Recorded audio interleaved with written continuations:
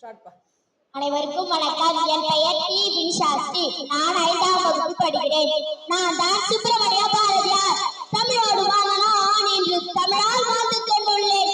அச்சம் தவிர என்று கூறிய நானே இன்று நம் நாட்டு சுற்றுச்சூழலை கண்டு பெரும் அச்சமடைகிறேன். நிலம், நீர், காற்று ஆகிய அனைத்தையும் மக்கள் மாசடைய செய்துவிட்டனர். ஓ காளிதேவியே, நெஞ்சம் பொறுப்பதில்லையே. இந்த நிலைக்கேற்ற மனிதர்களை நினைத்து விட்டால் ஐயோ, நான் ஏது செய்வேன்.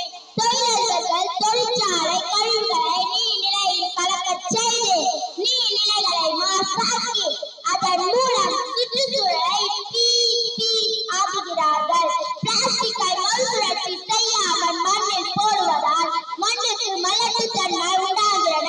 காற்றை அழிப்பதால் ஆக்சிஜனின் அளவு குறைந்து மனிதர்களுக்கு சுவாச நோய்கள் ஏற்படுகின்றன. இனியும் பூமி தாய்க்கு சித்திரவதைகளை செய்யாது.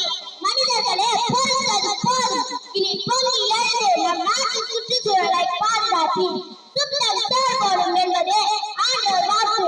கோடான கோடி இன்பங்களை புவியில் வைத்த இறைவனுக்கு நன்றி கூறி இறைவன் அருள்கொடையாகிய புவியை பாதுகாத்து நன்றி, வணக்கம்.